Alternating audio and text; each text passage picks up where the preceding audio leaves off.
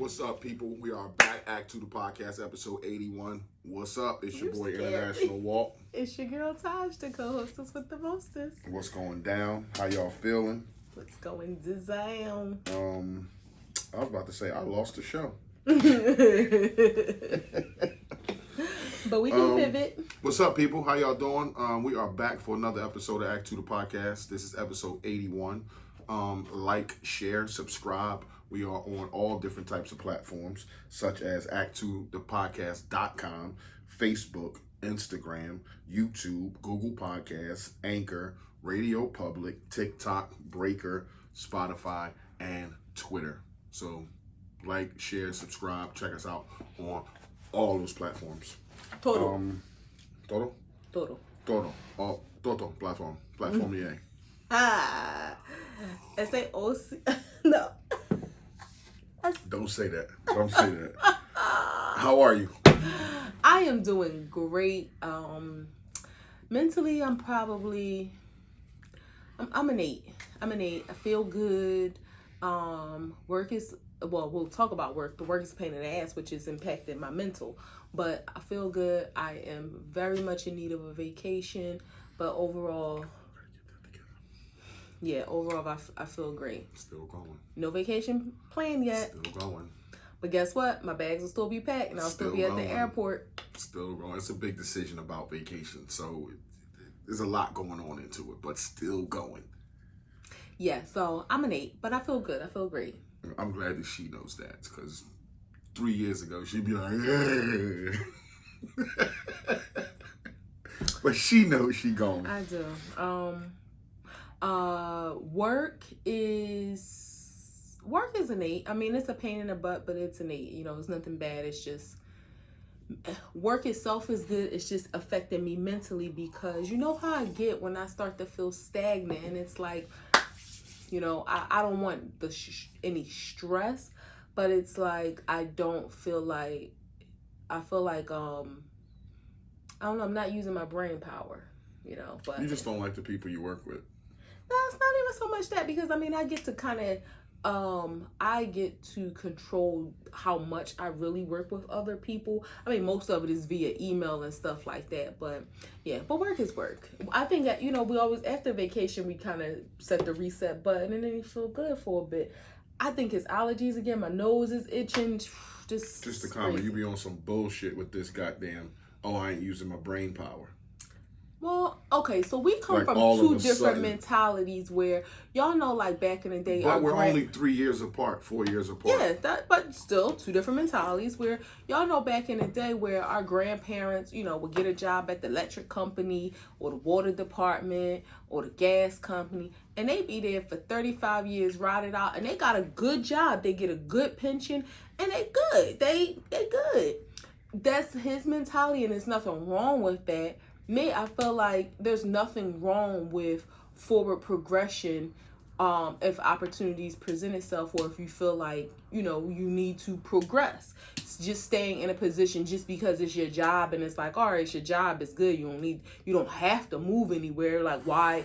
I don't typically have that mentality. You know, not to say like jump from company to company, but I don't think there's anything wrong with upward mobility.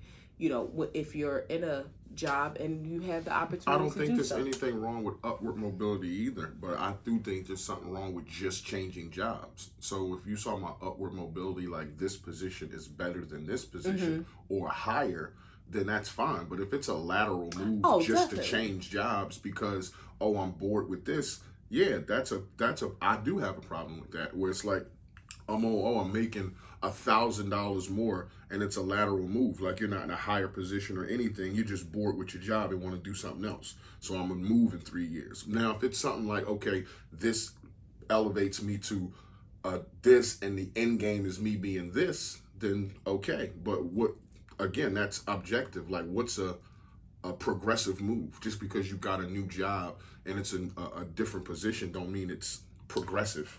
Well, I agree with that 100%. I won't say I've never. When I changed to the industry that I am in, you know, I literally took like 3 steps back and then continue to move forward. So I've never done anything lateral. Like each move that I've made has been calculated and financially beneficial. So we're on the same page there. I mean, lateral positions are subjective because this may not be something that you're aware of. At a lot of corporate jobs, there's different levels to positions. So, and it's numbered differently at different organizations. I'm sure y'all can relate. So, and sometimes people get caught up in those levels without realizing there's also a salary band.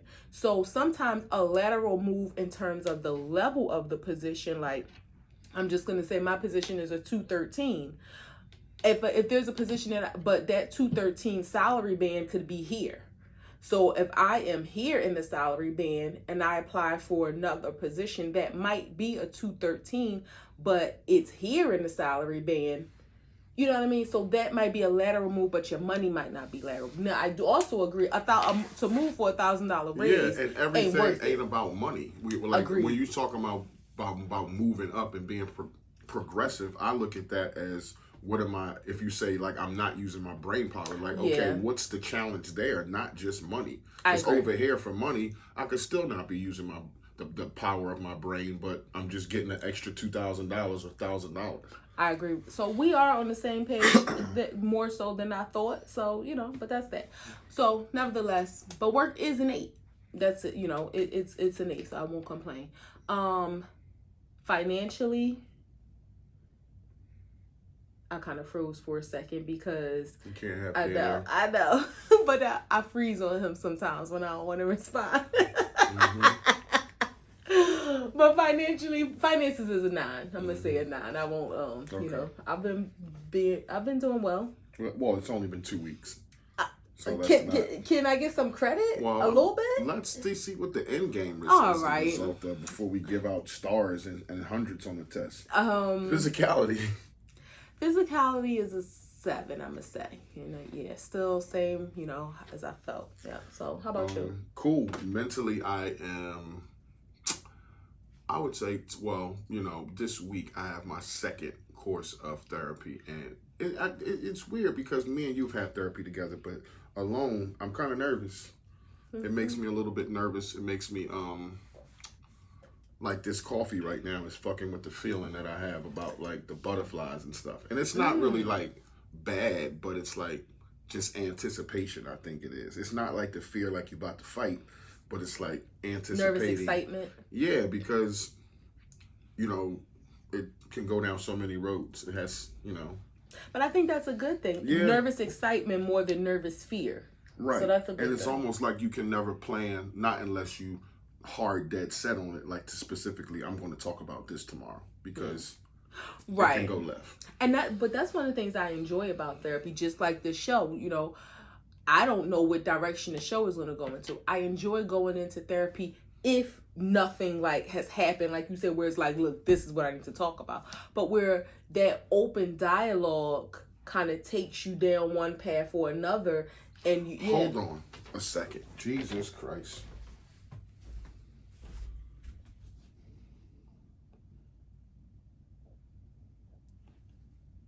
Okay. That was recorded. No, I wanted to make sure. Hold on, people. We all right. Is this recording, babe? I thought I just took a fucking picture. That's all right. She checking the camera, y'all. I'm high. Thank God I'm dressed. It's the buttons on, right? It's on, and it's at like 16 minutes. Okay, so we're cool. good. All right. I don't know what happened, but it happens. It's all part of the show. Babe, I don't be like adequately dressed, so I can't. But you was adequately dressed today. You didn't have on like small shorts or anything like that. Sorry. Back to the nitty gritty. Work is probably a 7. Should we put this away? No, work is like a 7. Oh, you haven't been having good days. No, but it makes me. It makes me feel good that you call me to rely on me to make you feel better when you're not having a good day. That makes me feel good because I do the same with you. Who the fuck else am I call?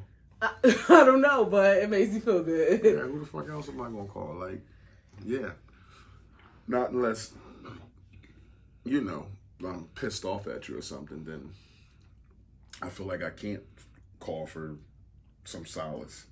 Physically, financially. Financially, 8. Okay. Yeah, I could do an 8 for finances. Yeah, I could do an 8. Sorry. Physically, I am a 7. I want to get back into working out, moving around. I want to ride my bike more. Yeah. I want to go play basketball. Yeah, I want to do a bunch of stuff. We gotta find our groove, baby. I might start coming home and going around the courts around there and just shooting around and just, you know, getting my basketball on. I know you don't like to play basketball that much. I like to just move and be active with you. You know, I don't know how to play. Well, but you put the ball in the hoop, and that's kind of how the end game goes. But that's the meaning of the game, is to put the ball in the hoop. What, tell me you put the ball in the hoop. Wows and woes. My wow for the week, we had a monumental occasion. So we went to New York City. One thing y'all may or may not know about us, we love live entertainment. Concerts are our thing, are our thing, and comedy. From the little corner comedy clubs to big venues. Mm-hmm. And this, we saw 3 of the GOATs. I know not everybody has the same GOAT list. And a real GOAT, yes. I know not everybody has the same GOAT list, but Kevin Hart, one of my faves. Chris Rock, not really one of my faves. But I know he's a legend in the comedy world. And Dave Motherfather Chappelle. That was a surprise because it was just supposed to be Chris Rock and Kevin Hart. But Dave Chappelle, like, we've tried to see Dave Chappelle a few times and the logistics just didn't work out.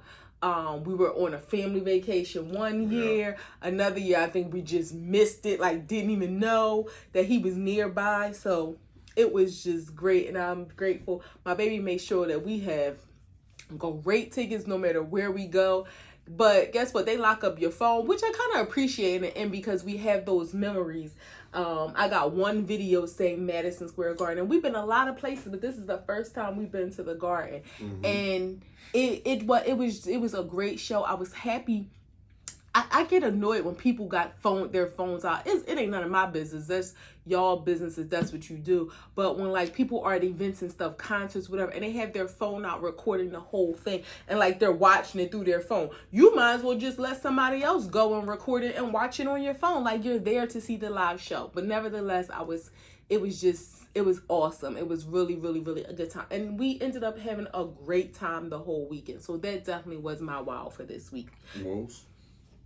My woe, I'm not going to say any names. You don't know them anyway. But just a shout out to my girlfriend, and we always call each other girlfriend, who's having a really rough time right now. And I know we talk a lot about the violence going on in the city, but this came home literally for her.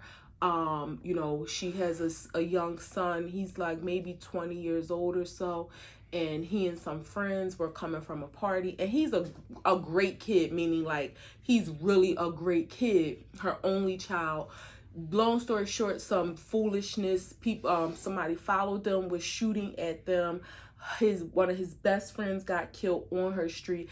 And, one of the things that I said to her, so much violence goes on in this society that people don't realize the families that they impact when they kill somebody, their own families that they impact, and then the people who, like, her son and their other friend who are traumatized by this. There is so many young men in this society who are going to have so much trauma because of just losing friends and being so, even when you survive with a whole lot of baggage because of the issues that have happened. And this has come to a situation where just because of her safety, like she's a homeowner, she's always taking care of her child. She's moving. She's renting her house out. She's moving. Like, because this literally came to her front door over like just foolishness. And it just prayers for her. Just hearing that was just, it broke my heart, because I actually was sending her information because, saying, he's a young black guy. I don't know if he's ever considered grief counseling or if he's open to it, because he's experienced some loss early in life too. But I sent her, a referral, like, hey, just in case he's open to it. And I'm praying for y'all, because they really had been on my mind. And I didn't find out I knew his friend had got killed. I didn't find out the details until today, that like it literally came close to home like that. So that was just a woe for me, y'all. I mean, I will say this. I don't think any of the friends that I have and people that I know, people that are watching this show, are the ones out here, your kids are out here shooting and stuff. But I will say, check their mental state, because I'm sure they're being impacted by it, whether directly or indirectly. It's a lot that they're just being exposed to, and that was my woe. They're being exposed to, but we're also conditioned in a way not to talk. So, you can say what's going on and speak all you want, but a lot of kids don't say. Just because you say, hey, how you feel, doesn't mean I'm gonna give you a 5-minute answer.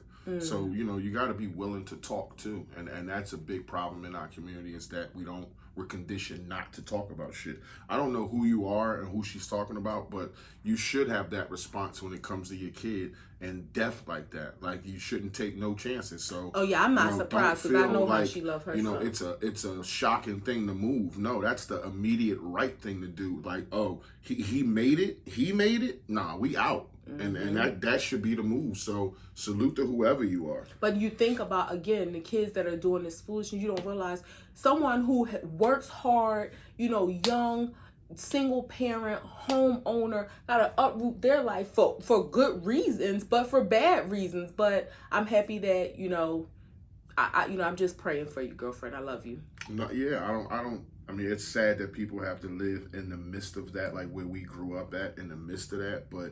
And some people get attached to the city, like it's where I grew up. Well, that's the thing. She don't even live. No, it ain't even that. We'll talk off camera. But that's the thing. You think you go to a good neighborhood to give your kids a good life, and then foolishness follows you. It's just this world is crazy. But we'll talk off camera. What's your wild on words? My wild was the same thing. I went to a historic concert. I'm a huge podcast watcher. Obviously, it's something I do, and I love Dave Chappelle and Chris Rock and Kevin Hart, and I watch Dave Chappelle podcast, and I see all types of interviews with these guys and track their tour dates and shit like that. And to go see Rock and Hart was like, okay, this is big for me, because I she doesn't like Chris Rock like that, but he's comedy royalty. Like he's Pookie, like he's comedy royalty. Like, so for me, it was like, damn, Rock is up there. And Hart, he literally took his comedy from here, like stand up from here to here. Like, it elevated so much, and he was so fucking funny. Yes. But in the midst of them two, who I thought I was going to see, sitting there, and when they put that C flag waving up on the screen, I started hitting and people started going bananas. Like, this dude better not be. That's all you can hear is the chatter of, like, he better not be here. He better not be here. And when you seen his head come up and him smoking, it was like, okay, like the boy is here. The boy is here. Yes. That's the first time I've been at an event in a while that it was like, I felt like giddy. A little bit giddy. Since like Beyonce. Like holy shit, that's Chappelle. And he did like 45 minutes. Yeah, he did opened up for them. And then Rock came out and did like an hour and a half, and then Kev came out and did like an hour. It was fucking awesome. So that was like the dopest comedy show that I ever been to. And then to see afterwards the response and the way Kevin talked about it, how historical it was, and it's never gonna happen again. And camaraderie. It was people. Yeah, and what I did notice is that the people on the floor some of the celebrities that was there, you know, the Jay-Z's and all them people that was down, Charlemagne and DJ, they all had their phones. Well, Jay-Z wasn't on the floor. But I'm just saying, they all had their phones. Because when they was doing the GOAT stuff at the end, people was recording that on the floor. So this is what I found out. So in case you guys don't know, they have a strict no phone policy. Right. Now, we've been to see Kevin Hart before, strict no phone policy. And if you pulled your phone out, you would be put out. But this time, I guess they didn't want to take any chances, so they locked your phone away. And I always wondered how they do this. Now I know. They give you this pouch. It kind of reminds you of like a lunch bag, like that kind of material. But it has a magnetic lock. It's small, like the size of, it's a little bit bigger than a phone. And it has a magnetic lock. What I found out, I went to the bathroom. It was a girl in the bathroom.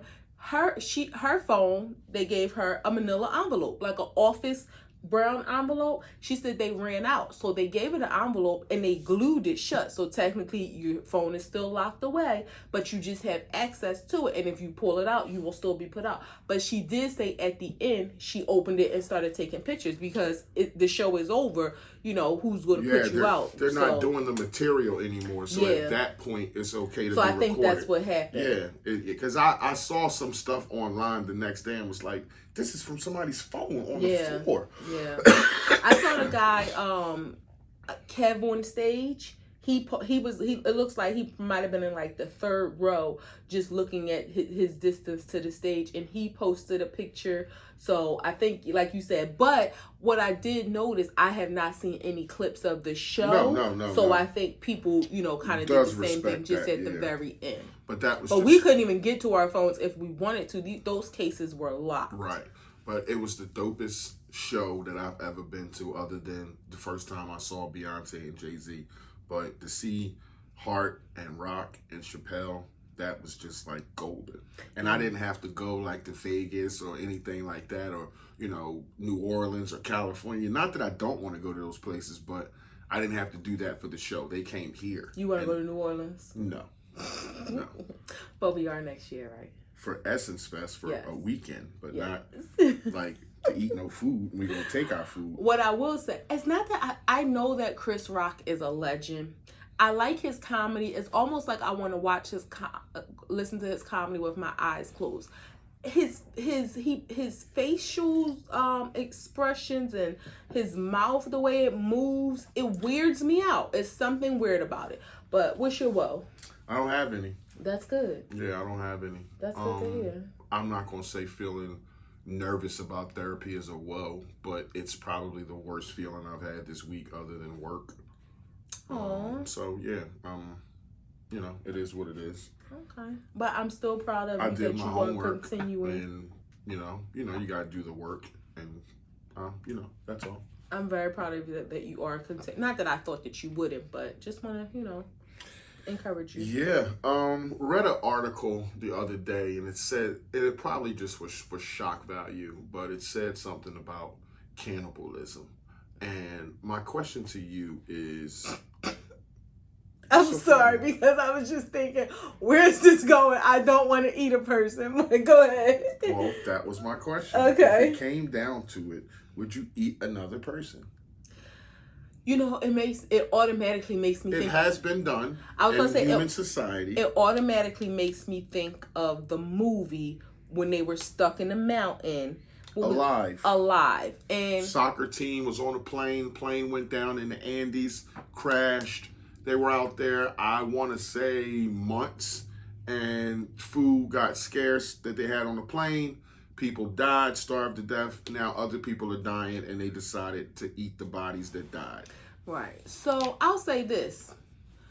Eat the people that died, not the bodies that died. No, you can never say what you never would do, because when it comes to survival... But now, would you do it? But I don't know now, because I'm not in a situation of dying. I can say, I think I would. Okay. That's what I mean. You know now. That's what I think I would if it was like you die or you eat this butt cheek. I mean, I think, call me crazy. Why would you go right to the ass? Because it's like, it makes me think of a rump roast. I would think. Why not go to the piece of thigh? I would think the butt or a titty. Calf. A titty, but why ass cheek? because it just seems to be more meaty. I think you would need that fat, like that's I think of a rump roast Then why or not a go to your breast. stomach?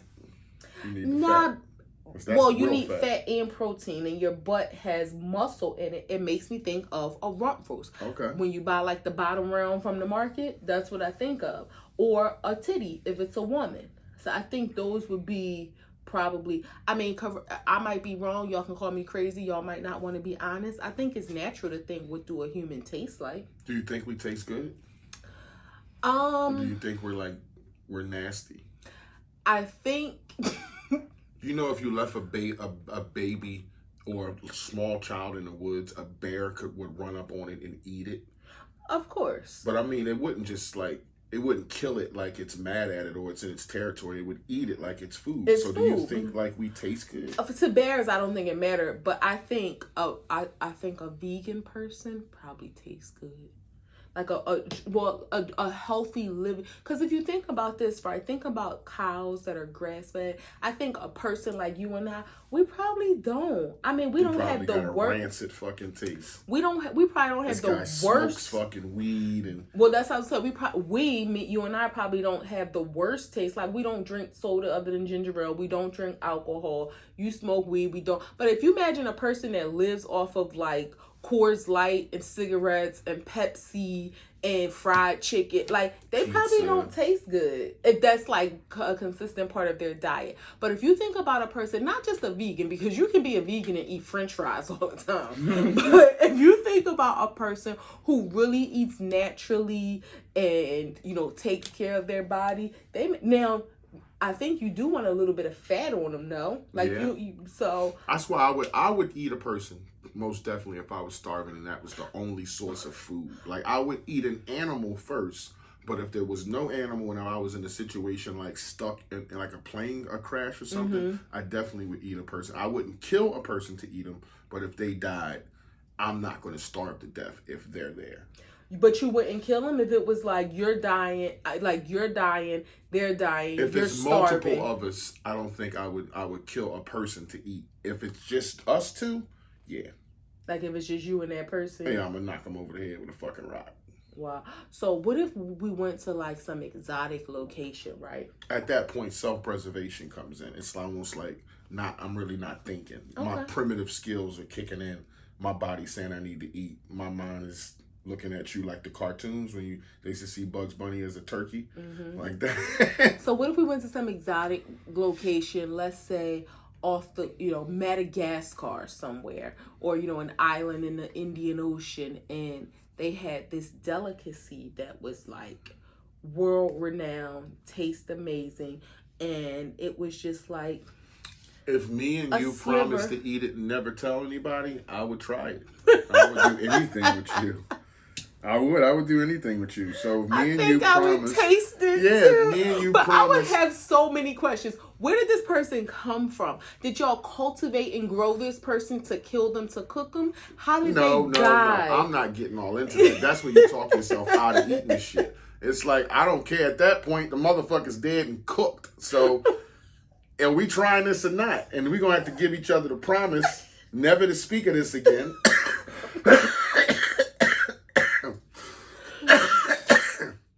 And we eat a piece of person. So we eat a piece of person, and then we don't like it, we don't like it. If we like it, we eat another piece, and then we don't talk about it no more. Wow. And we just go away. I think I would try it.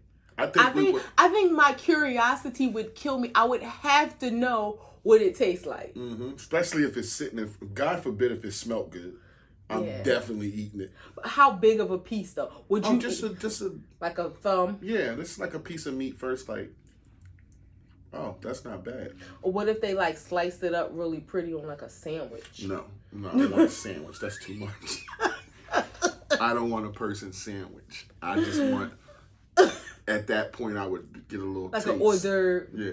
Hey man, I'm just trying to live life. If I'm on some weird island and it's a delicacy, what the fuck? Do as the Romans do. Now, but it's weird because I ain't gonna be in Colombia snorting no cocaine, doing as the Romans do, but I would eat a little piece of thigh in Madagascar. So why is it so taboo to eat cat, but like you would eat a person? We've all eaten cat. You think? Yeah. I'm not even going to get into that, but we've all eaten cat. Okay. What is the sketchiest situation you've ever been in?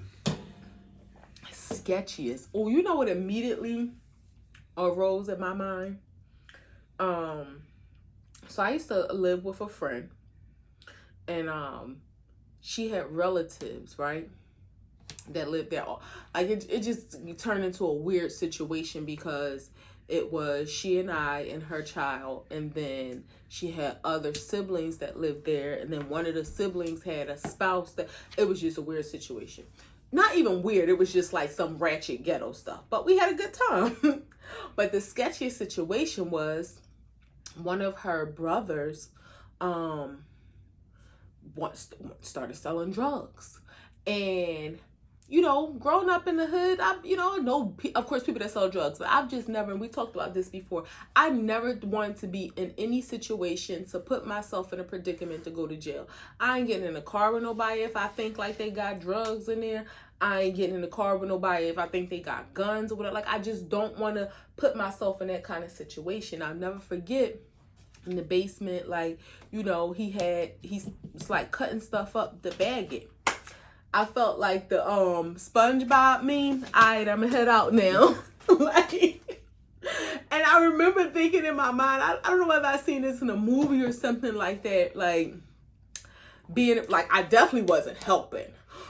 But I remember hearing or reading or just knowing that like cocaine could seep through your pores. And like even being around it. And it was just so that was the sketchiest situation. It was like, nah, I can't. Wow. Yeah, like I don't think I lived there much longer after that because again, my awareness overtook. Like I've always been street smart. I would like to think, and it was just like, nah, this ain't a situation I want to put myself in. Like. Yeah, I'm getting high, we doing things, you know, we partying, we having fun, but none of this involves jail. I don't want to go to jail. Right. So, I mean, well, getting high back then, you could have, weed wasn't legal. So, that was probably this, I remember sitting at it was like an old dining room table, but it was in the basement, and I remember sitting there like, nope, I don't want no parts of this. I don't even want to be around it. I don't want to breathe it in. That's called fight or flight response. I don't want to breathe it in. So that was the first thing that popped in my mind. Like that was probably the sketchiest situation. And I felt like here we are 20 plus years later. Because I was like, it was right, it was right before us. When you dropped down behind the car? I mean. Because you're talking about your life right there. But you're talking about just a little bit of drugs getting in your system. But it was my house that I lived in. Like, so it was kind of one of them things like, I don't want to be in this environment, but this environment has been brought to my environment. The situation he talk about drop down. If y'all from Philly, I don't know if y'all remember the after hours at like 51st and Lancaster, and it was like Jamaican African mix. And coming out of there like 5 o'clock in the morning, it's sun coming up and hearing gunshots. Oh my God. I just remember thinking like I was so close to under the car that it was like, okay. You doing oil change? Yeah. And I just remember what y'all need up under here? Y'all need some God, if I get home safe, I ain't never gonna be out to the sun. Looks like y'all need a filter under here. That's what y'all need. But I mean, so yeah, that was a situation, but the first thing that popped in my mind was like the coke distribution in the basement. The sketchiest situation this is crazy, is because when I was young, like 15, 16, obviously I come up with a whole bunch of guys and we all used to run together. And my mom's boyfriend had beef with some of the guys that I ran with. So, all as the same block, as the same crew, we all stand together. And I remember being in a shootout with my mom's boyfriend, and around 5, 6 o'clock in the evening, 30, 40 shots, 3, 4, 5 people involved, shootout everywhere, cops, everything happened, breaks up, nobody gets shot. But just going in the house that night to go to sleep and knowing he was in the other room was super sketchy. Like yes, it was super how you know sketchy. He wasn't coming in smoking? And he knew, like, you know, obviously he was outside. He saw me shooting. I saw him shooting. Like, we made eye contact with each other. But it was like, we still shooting, but we not gonna shoot at each other. Like, do you think that was like an understanding? Well, no, like because I was shooting at his nephew, but I don't know. He wasn't shooting at me. But that's what I mean. You two weren't shooting directly at each other. Okay. But it was like, you know, we made eye contact, and it was just weird laying down at night. Like, did you sleep? No, not really. He probably didn't either. Like in the next room. Like, what's going on here? That was super duper sketchy to me. I can imagine. Yeah. Because it was like, I don't know what's going to happen. Like, is he going to come in here at night when I'm asleep? Like, and try to do something? Or... Did you lock the door? Yeah. But, you know, yeah. Rinky dink doors. Ain't no fucking lock. Yeah, you just bump it real hard. It's going to open. Yes. Wow. But that was super duper sketchy. This is a question. In what way do you think you're shallow against the opposite sex? You put. I feel like you putting my business out there. What? Okay, so here's a confession, people. Y'all can judge me all y'all want. I don't care because I got my man. I am shallow against the opposite sex because I am not attracted to fat men. Now y'all might be like, okay, my baby got a little big. But see, big is subjective. Okay. You're a big man. Okay. Like, you're tall, you got some girth to you. You got a little belly, but you're not a fat man. Mm-hmm. That's just that's just not my taste. Y'all might be like, well, sis, ain't nothing small about you. Exactly. Both of us can be big together. We can't be big together.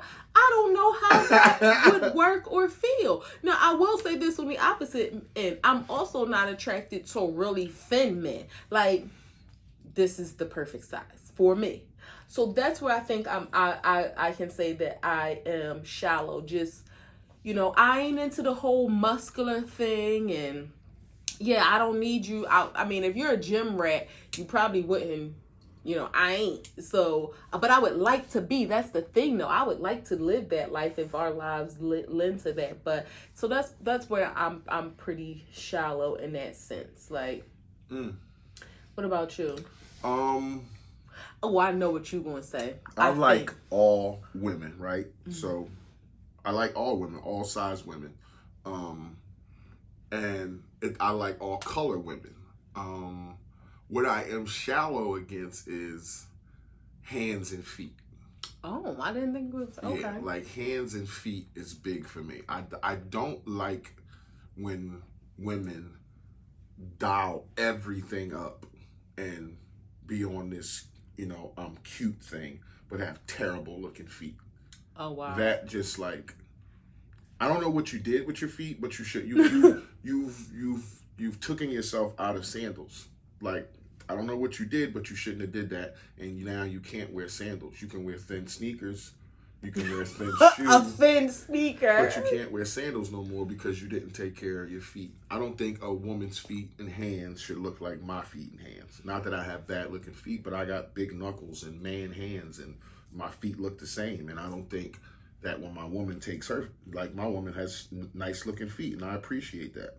But I don't think women put their feet out there and they be tore up sometimes. And I'm not talking about something minor like chipped toenail polish. Like, right. That's fine. But I'm talking about like corns, bunions, and ashy heels, like, and everything else is glammed up. And it's like, what happened? You forgot something. Yeah, like, what happened?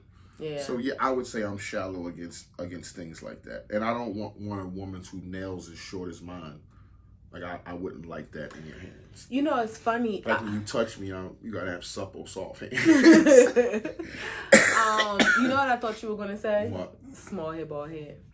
Oh, yeah. That's probably, like, your second. I have a second, too. I do not like short hair. Do not like short hair.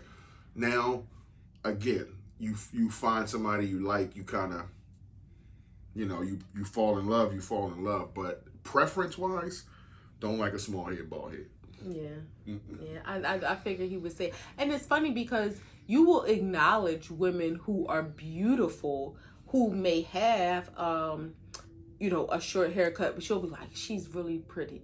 She would look great if she had long hair. Like Tamron Hall, you would say that about. Like, yeah. It's weird because Danny said to me, we was doing something at work, and this girl came past, black girl, nice body, about your size, and she had locks.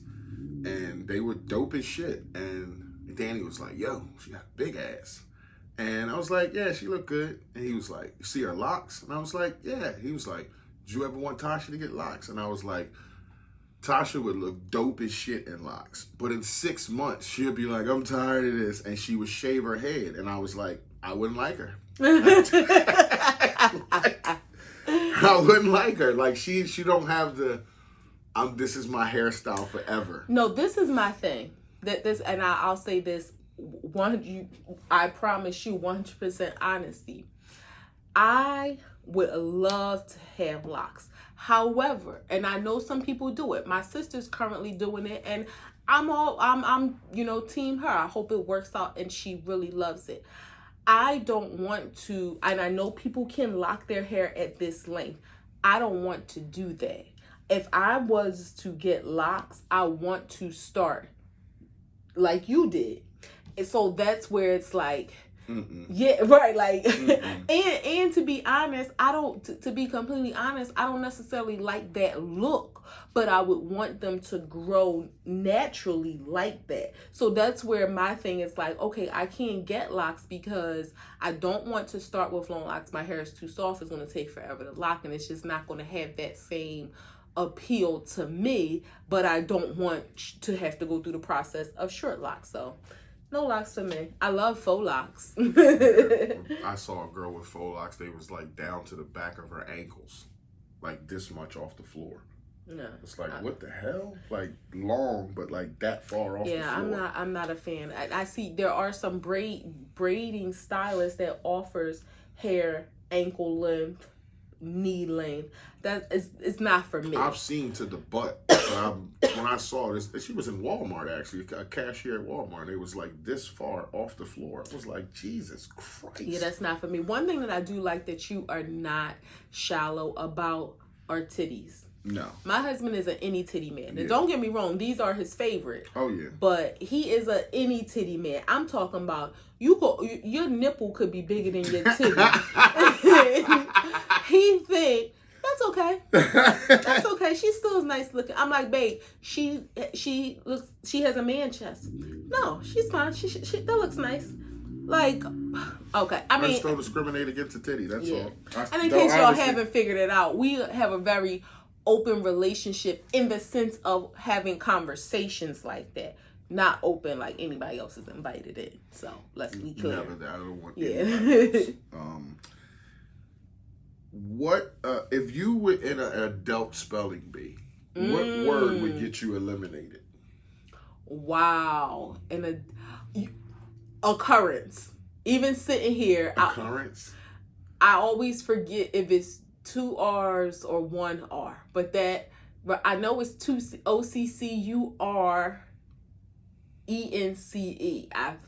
I think, but right off the back, that would trick me. Occurrence, you think would get you fucked up? Wow. I mean, if we're talking about basic words, now you go into something real, For me, it's restaurant.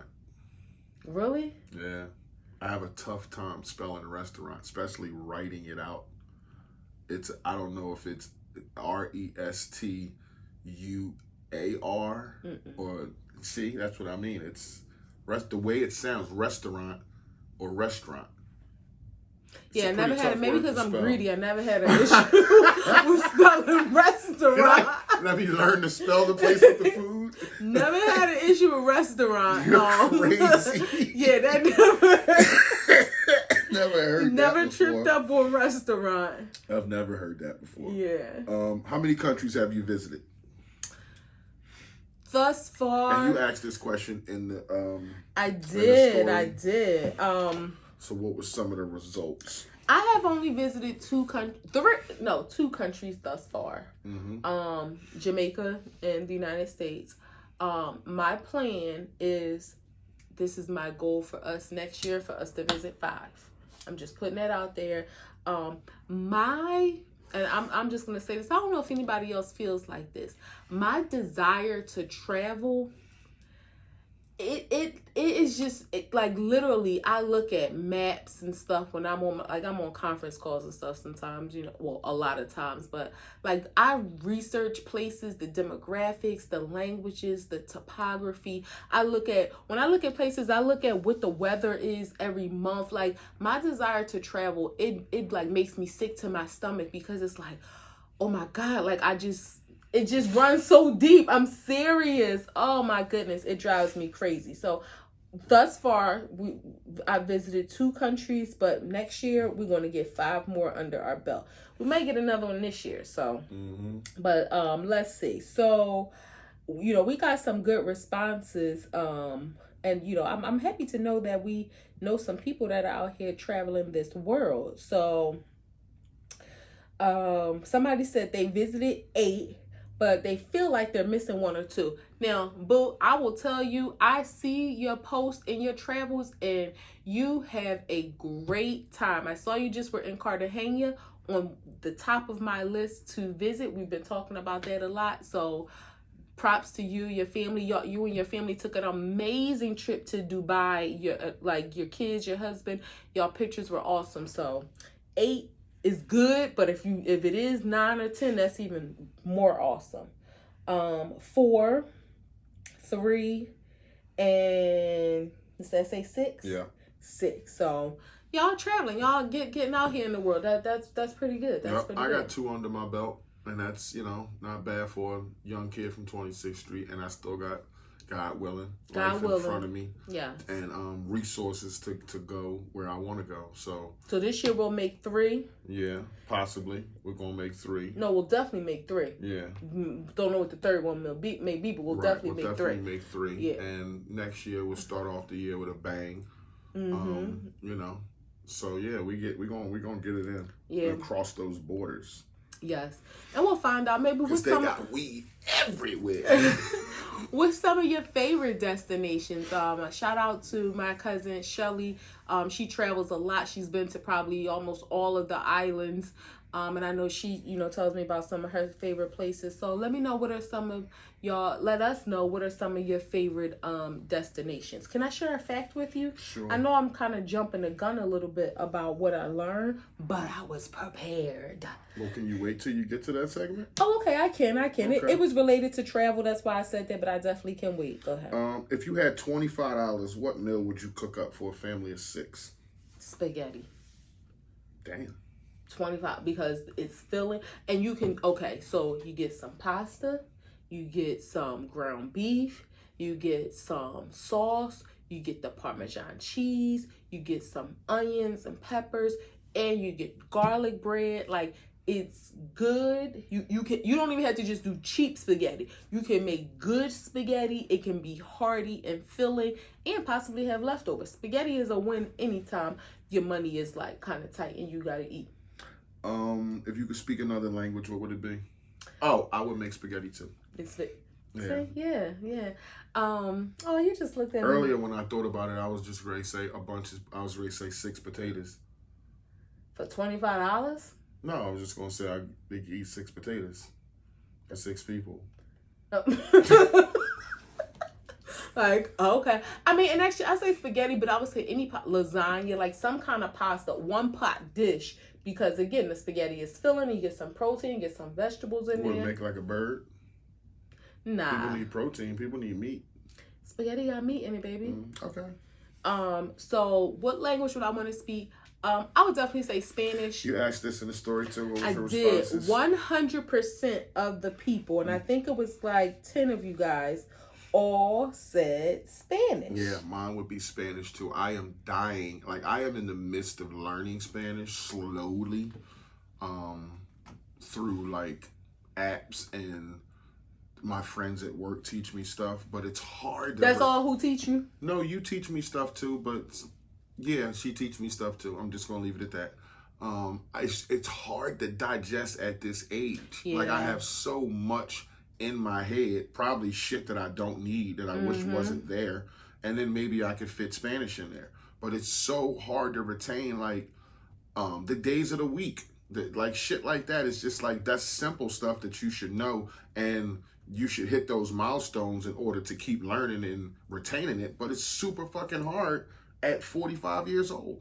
I don't know if other people feel like that, but for me, doing something that difficult, and not that I'm a stop, but it's just super hard to retain. I'll start helping you. Well, it's super hard. Each day of the week. And I have a process. My man Eddie told me, you know, like when he told me, like when you say, I'm going to the door or open the door. So you get taught how to say that. Now, every time you speak in your day about door, you use the word for door. So keep saying puerta every time you want to say door. Don't say door no more. Use that word. And then when I teach you another word, like kitchen, don't say kitchen no more. Use this word. Whenever you talking to Tasha or you home and the word kitchen comes up, don't say that no more. Say the Spanish word. And he was like, you'll start to learn it and retain it like you're supposed to. I felt so good about that. I was like, damn, Eddie, I ain't never think about that shit. Yes, and he was like, so when I teach you a word, don't use that word in English no more. He's like, you know it. You're not going to forget it. You know what door is, so you don't have to say door. Is it making you emotional? No. Oh. I don't know. Your eyes was looking red. No. He's like, but you don't have to say that no more. So as you know what door is, but keep saying it in the Spanish word and you'll always remember it. So let me tell y'all a funny story that happened to us this weekend. So we stayed in this amazing hotel. It was really awesome in Little Italy. Well, it was actually right on the border. Literally, we're in the middle of the block of Little Italy on one side, Chinatown on another side in New York. We went to some really great restaurants in Little Italy. Small little no-name places, but delicious food. So we sitting there, the guy walks up. I said, hola. He started speaking to me in Spanish. I'm speaking back. Now, I've taken 4 years of Spanish in high school, and I actually did really, really well. It makes me a little disappointed in myself that I didn't continue, because I was even in an advanced placement Spanish class in my senior year. Nevertheless, I retained, the basics. So he says, so then he's talking to him, and he's like, he's not talking in Spanish. So he's asking me, why didn't I teach him Spanish? And he's looking at me like, really? He gonna say, I don't speak Spanish. She speaks Spanish. But I was happy he didn't put me on front street to be like, she don't speak no damn Spanish. So he tells the man. So I guess the man is thinking, oh, here he is with this lady that speaks Spanish, and he don't. And we just sitting there like. So I just look like the big black man who got some Spanish lady on his side, and she say fucking 10 words in Spanish. Yeah. Like somebody start talking to her fast, she can get lost too. I know simple shit. Hello, hi, goodbye, and if in context. If I know what the situation is, I can figure out what you're saying because I put the context together. But if I have no context and you just walk up and start talking, I don't know what the fuck you're saying. He doesn't like my Spanish because it's very textbook, which I admit, I have never grasped conversational Spanish. And that's the way you learned. Yeah, I've never grasped conversational Spanish because I've never been around people to have to speak in Spanish. But I can formulate questions with very textbook Spanish and know how to ask questions to get simple one-word answers to make, to help me understand. Mm-hmm. And he doesn't like that because he's like, you sound so textbook. It's all a vernacular. Like the Spanish guys I was pissed at today, when I asked Danny, you know where they from? And he goes, they're not Puerto Rican, Dominican, or Mexican because they say vas and it means you. And he was like, we don't do that. Yeah. So he was like, I don't know where they're from, but they're not Puerto Rican, Mexican, or Dominican. But technically, he's like, we don't say that means you. So when I'm talking to that, when you asked me to talk to the Spanish guy, he kept saying vas. I asked him in Spanish, what does that mean? And he told me you. Instantly, I knew, okay, you're not from where I'm from. Yeah, but it was like those little things is what I'm talking about the vernaculars of them. Right, because technically, voy means I go, vas means you go in Spanish. So that's the textbook Spanish. But to Danny's point, he was like, Puerto Ricans don't say that, Mexicans don't say that, and but that is Spanish. Right. Yeah. So, okay. And you can ask them where they're from, de donde? De donde. That means of where. They don't they. Where are you from? Okay. What's the most embarrassing thing you've ever worn? Worn? Worn. WORN. Wow. You ever had on your person? I don't really feel, How about them cross-color sweatsuits you used to wear back in the day? They weren't embarrassing at the time. Like, no, okay. No, as you said, I will say this, right? So, when I was in not elementary school, junior high, 7th, 8th grade, I went to Fiddler Academics Plus, and this was pre, public schools having uniform. We had a uniform. We wore an actual yellow shirt with the plaid skirt and all that. Boys wore gray pants. Or if you didn't wear the uniform, there was a strict dress code. No jeans, no sneakers. I think you had to wear collared shirts. Mm-hmm.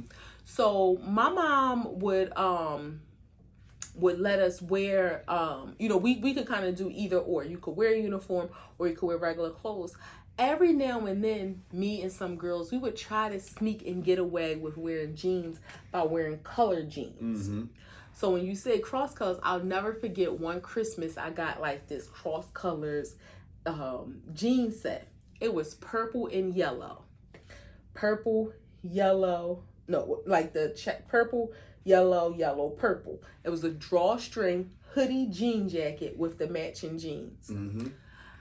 So I felt embarrassed because it was like when I wore it to school. Hold on, it was what?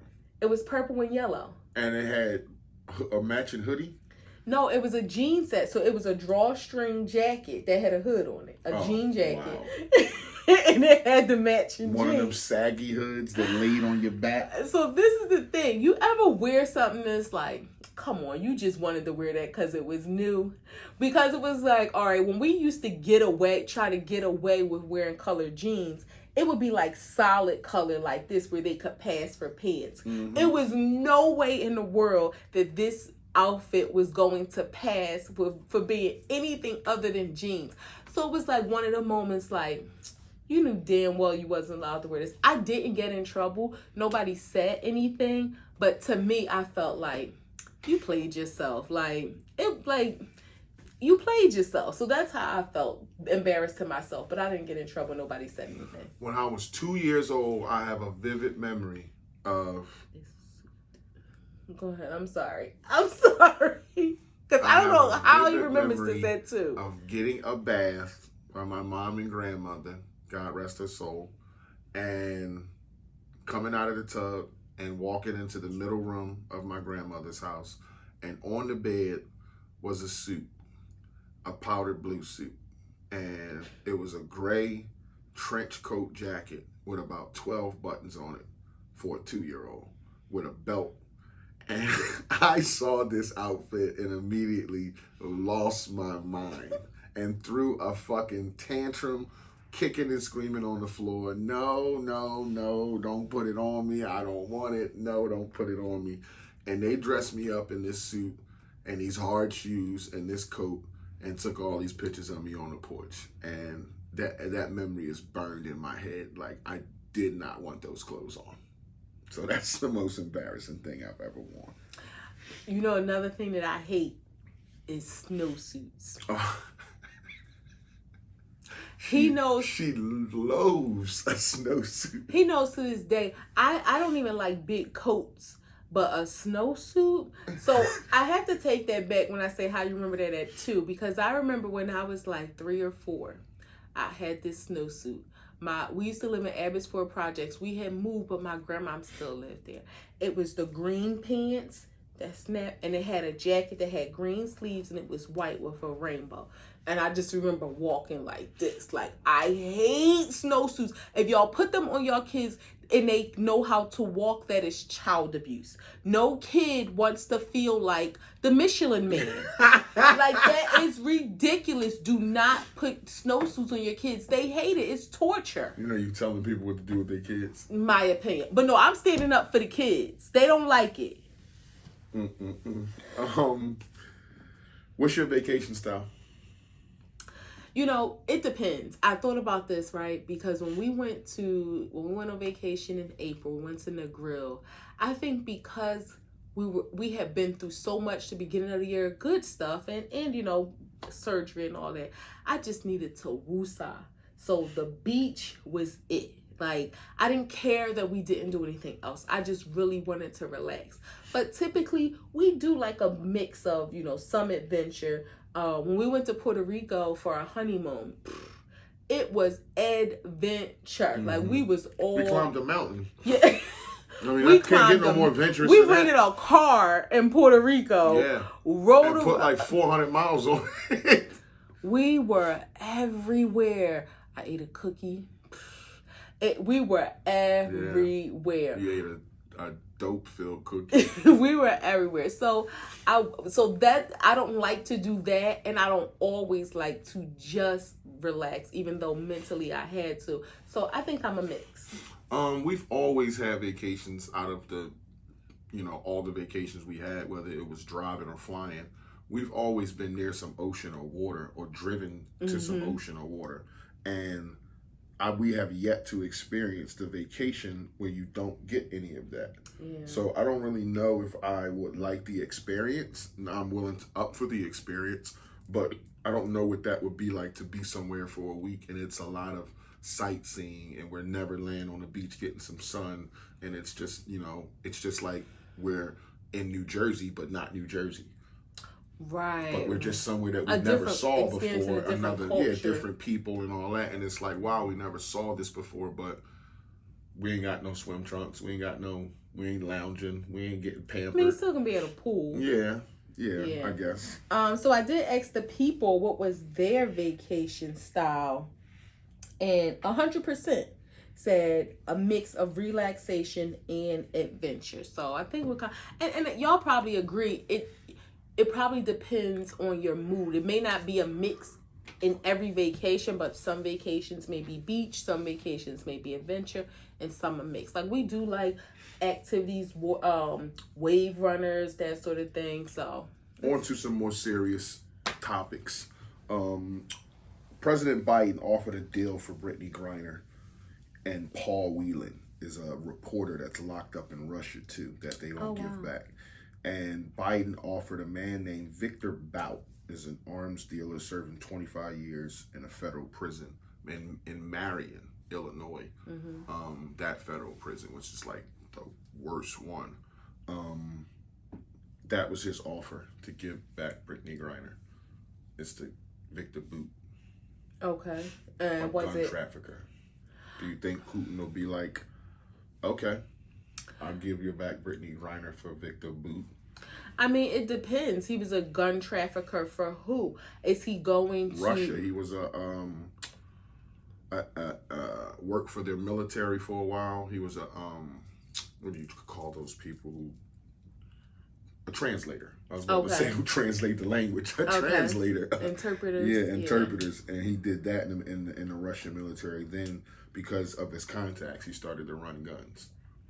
I mean, you got to look at it like this. Is he beneficial to the Russian government, to the Russian nation? If he isn't, then they may look at it like, you want somebody, two people that are considered public figures. This man, although he may have been a part of the military, they might feel like, we don't have any use for him. He was locked up in Thailand, where he was arrested and considered a terrorist, a Russian terrorist.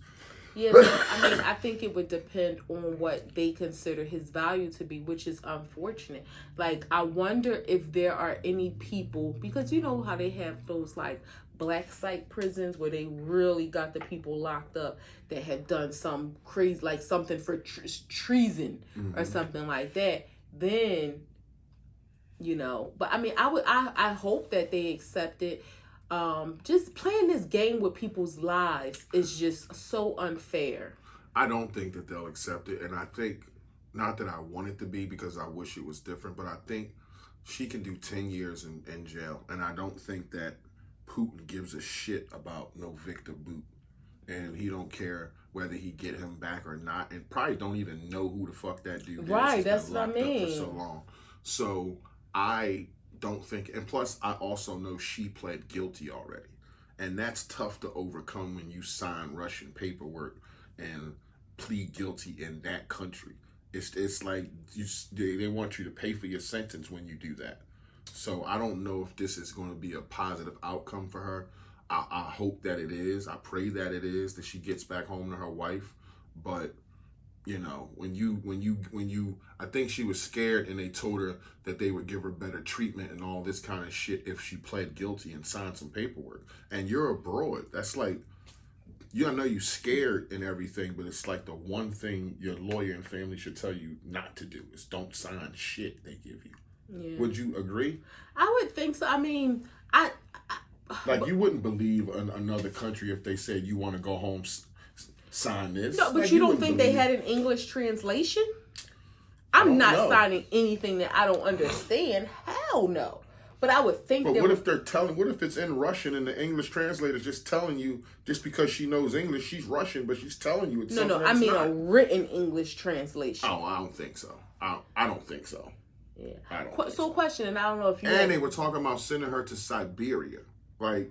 When I was a little kid, they talking about prison in Siberia. Like, but question, now, not, you know, her in Siberia, but while she's there, and this may be a silly question, but I don't know the answer.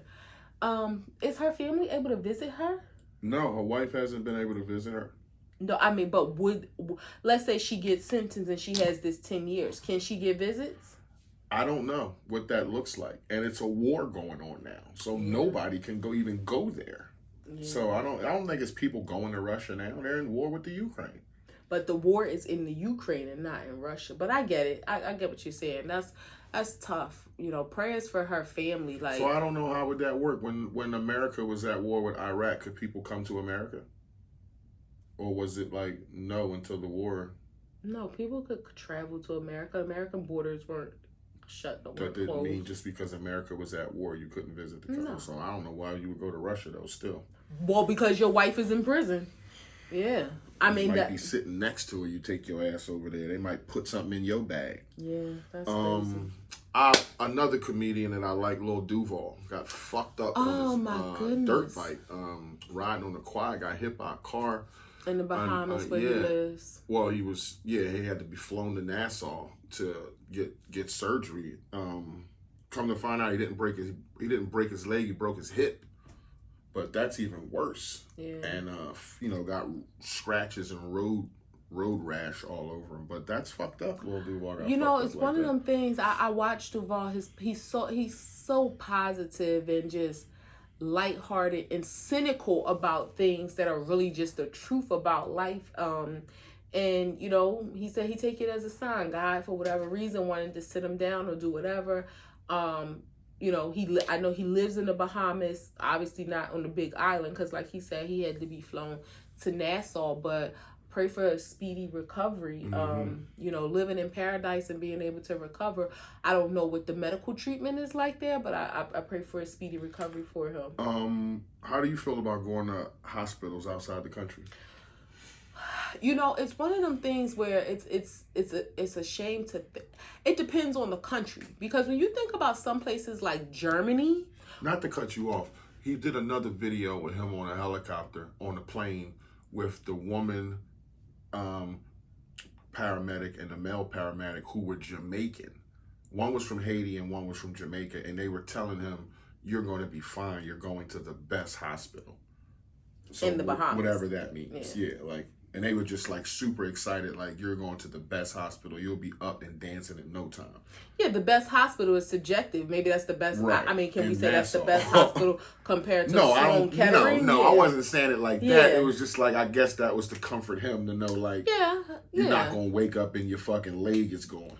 But so I recently heard somebody was saying that their family member was in the Dominican Republic and they got sick or something like that happened, and they tried to kill, like they had told them they needed like surgery and all this stuff, and they did it, but I don't want to say tried to kill him, maybe was trying to run up some. I was going to say, you didn't get that all the way out, but it sounded like tried to kill. Maybe just trying to run up some hospital bills, but this person had got sick and like woke up and they was telling them they needed all these surgeries and things, which they absolutely didn't. Like, came home, never got the surgeries, perfectly fine.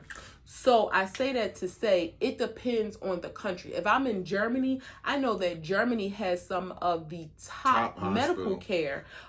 They are more experimental with procedures and medications and things like that, but it's proven to be successful. Some things that just haven't been FDA approved because of bureaucratic red tape, not necessarily because they're not effective. So it depends on where you are. In, let's just say Colombia, and you break your arm and fall, you want to take the pain, get on the plane, and immediately come home, or do you want me to take you to the hospital in Colombia?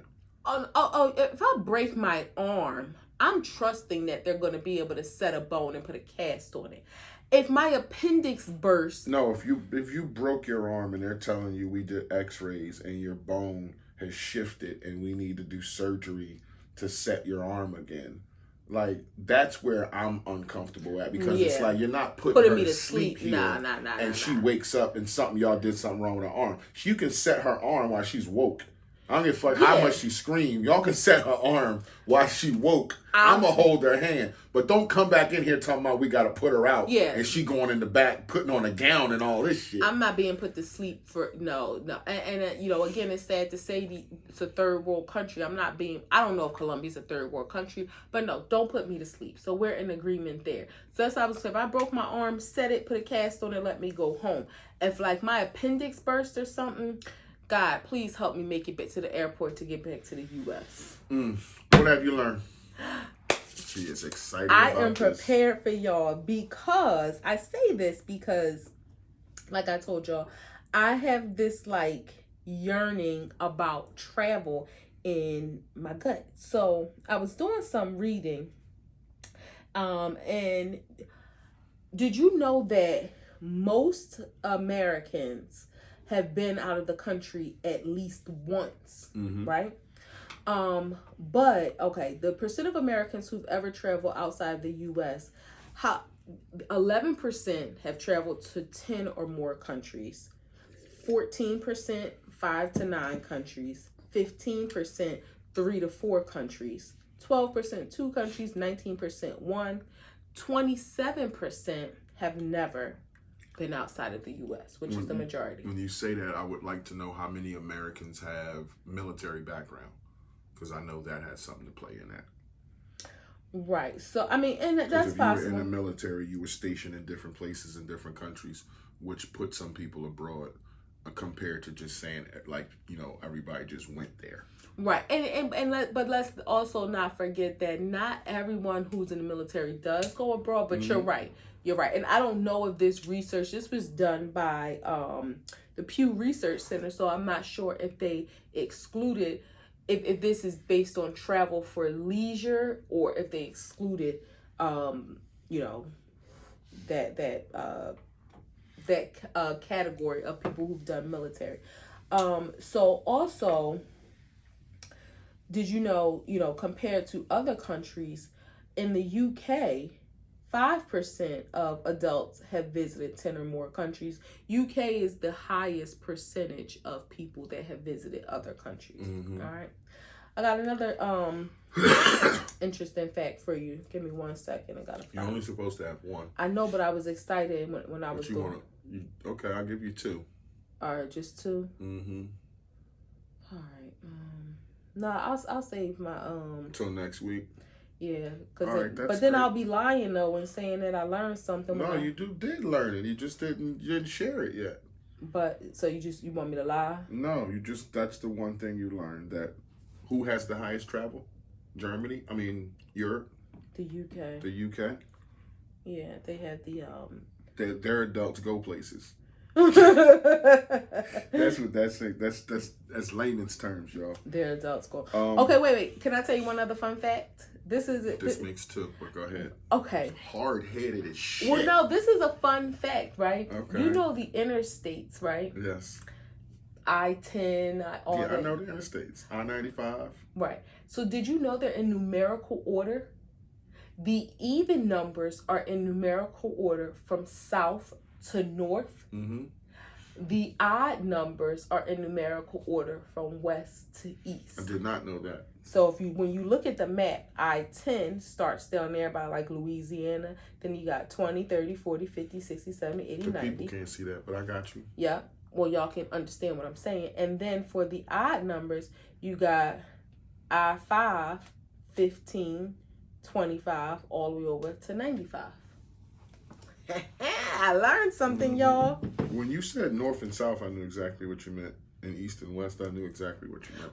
But that's the thing. It's south to north, which is, because it's interesting you say that, because I was like, they always teach us north, south, east, west, but the highways go south, north, west, east. So I just thought that was interesting. What I've learned, if anybody cares, is I had to make up for last week. Jesus, is the hashtag sign is actually called an octothorpe. Octothorpe. Wow. Yeah. And it's called an octothorpe because it has 8 points around it. And it signifies a village in the middle. The box in the middle is surrounded by 8 fields. And that's where the word originates from. Wow. Octothorpe. Octothorpe. Look at that. We learned something new today. There you go. We learned 3 things.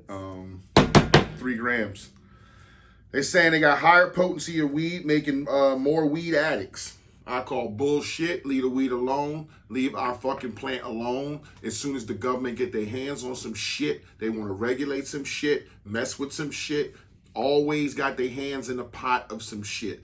Keep your hands over in y'all want to put people in jail. Then as soon as people start making money off of it, y'all want to tell people, oh, your weed is too strong. It's making weed addicts. Ain't no such thing as weed addicts. We just smoke weed. That's it. So lay the fuck up off of us. I don't want to hear nothing about some high potencies of weed and making people weed addicts. People want to smoke the moon rock at 50% or whatever at 80%. That's on them. They got weed at 13%. They got weed at 9%. You could smoke that. But don't tell me high potencies of weed are making weed addicts. Ain't nobody selling ass and selling TVs and doing shit like that. Leave the weed alone. What did you expect, though? You know the government get their hands on something and they got to muddy the waters? Don't muddy the waters. Like, just sit back, make the money that you're making off of it. Just like anything else. You don't got to put your hand in it. It's not cigarettes. It's a plant. Leave it alone. You don't got to try to mass produce it and, we're going to make a whole bunch of 9% weed because we want to regulate it and this is all you're going to get now. You know what that's going to do? Force it back out into the street. Back on the corners where people got strong weed. That got up your crawl. Yeah, Okay. I don't like it. 2nd gram. New York bishop was robbed at gunpoint out of $800,000 in jewelry. What the fuck is going on with a bishop with almost $1 million worth of jewelry? No. This is the thing. Explain, because I'm asking. This is the thing. So if you saw the story at the beginning, it said $400,000, then it said $1 million, then it had said 800. I saw a quote that he said almost $1 million. But it wasn't just him. The congregation collectively, he didn't have on $1 million in jewelry. The people, and he didn't just, it was service going on. So they didn't just rob him. They robbed the congregation. They robbed the congregation. They said collectively. People's rings and jewelry. Exactly. Got you. And that's the thing. People see something and they, of course, we know churches have these, the stigma I had a question mark right there because I didn't know. I seen the video and I didn't say this motherfucker ain't got on no truck jewelry. Like, what is he talking about? People know that there's a stigma about churches being greedy, which unfortunately has been true over years, but people don't look at the details and they just see the headlines. When the story first came out, him and the congregation. Now, how it went from 400,000, unless people, started inflating the cost, or maybe people didn't initially report, I don't know. Because it started at 400,000, then I seen $1 million, and then you said 800,000. But it wasn't just him. It was collectively all of the people that were robbed. That makes more sense. It doesn't make sense that they would stay in a church that long to rob the congregation. I mean, for that kind of money, you would think you're talking about 100 people or so you're robbing. I mean, I don't know. I mean, $800,000 worth of jewelry. I mean, y'all know you taking diamond rings off women's hands, but I mean, $800,000 in jewelry. You got to be talking about 50 people, 60 people you robbing. Who knows? I mean, or it could have. That don't take no 60 seconds. It could have had this, I don't know where this congregation was. You know, some of these known churches have a following that is more affluent. So I don't know. It's let's forget about how much they robbed. They robbed a church. Like, came in, ski mask, all black, guns, like. And when you say affluent, I can't imagine that they're sitting there with that much cash on them. But and that the thing said in jewelry, so I'm thinking of a couple of rich women's big diamond rings, but husbands, wives. I mean, what women? Okay, she got on a bracelet and a ring that's worth $100,000. That's crazy. I mean, and again, they showed two people because the camera was facing the pulpit. I don't know how many other robbers there were, but they robbed a church. They came into a church with guns and robbed them. This is a black preacher. So what makes you, not to be like stereotypical, but what makes you think this was an affluent church? I don't know that it was, but I'm just saying, that's why I said sometimes I think he was like, one of these more popular preachers. I don't know who he was, but think about like the church that, down in Atlanta where I think we talked about it a while ago, where they was asking for more money in the basket. And you think about who was there. T.I., his wife, was 2 Chainz with him. 2 Chainz. So you think about some of these popular churches, they draw a more affluent congregation. So I don't know that it was. I don't know anything about where the church is, the name, who this man was. I never heard of him before this story, but I'm just thinking that's possible. This was in Brooklyn. I did have his name, but I didn't write it down. Sorry about that. But it was in Brooklyn, in New York. But I don't care if they took $2 in jewelry. They robbed a church. They came in there with guns blazing while people are in church. They made a movie about this shit 15 years ago. But okay, a movie is one thing. This is real life. Like, this world. Did you really? I'm not trying to put you on the spot or be smart, but do you really think that that's not, like, you're shocked by that? That they robbed a church, babe? Yes, I am. You think people don't rob churches? Not like that. Like, coming in. Did you see the video? Yeah. I mean, to me, it's like one of them things where we talked about, like you and I, when we watched like The Wire, when they say it used to be a code to things. Like, when the gangsters shooting at each other, you don't shoot at each other on Sundays. Sunday you don't, you don't shoot the grandmoms. Or even in the streets. Forget The Wire. In the real streets, it used to be a code. Women and children were off limits. Or if you had beef with a guy and you see him driving with his kids in the car, you didn't shoot up the car because the kids are in the car. There's no more code to anything anymore. So while with all the craziness going on in the world, I probably shouldn't be as surprised. But it's one of them things where you it could happen, but you just think like, nah, like, it can happen because anything can happen. But when it does, you think, damn, is nothing off limits? Is not at this point, y'all gonna go into the hospital and stick up all the patients in the hospital bed. Like, I mean, what's off limits? What is really off limits? You gonna stick up a funeral?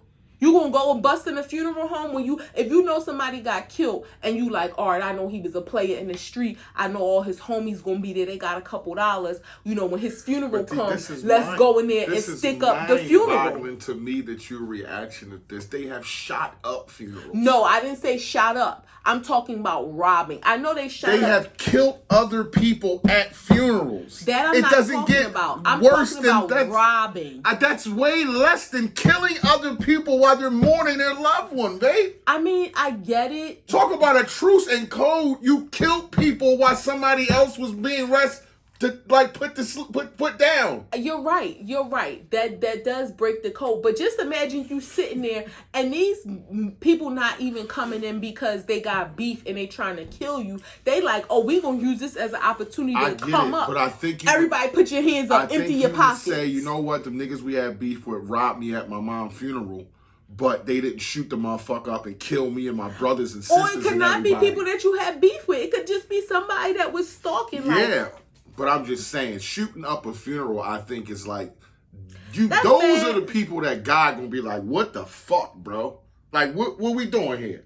You think you coming in? Like, no. Okay, that's like us being at, our nephew graduation. What if somebody came, we was outside, or a freaking dance recital. What, you gonna come in there, give me all the ticket money you collected? Like, hey, what's off limits? Nothing's off limits. That's Everything sad. just can get robbed. Last gram, monkeypox. This is getting big, people. Monkeypox is getting big. Y'all out there with the kissing different people. Monkeypox is getting big. It incubates in 21 days. It can be asymptomatic. It's spread by kissing. It takes 4 weeks to heal. It's super painful blisters around your lips. It has super long-term effects like fucking with your skin and disfiguring your mouth. And it has a vaccine efficiency of 85%. So would y'all get the monkeypox vaccine?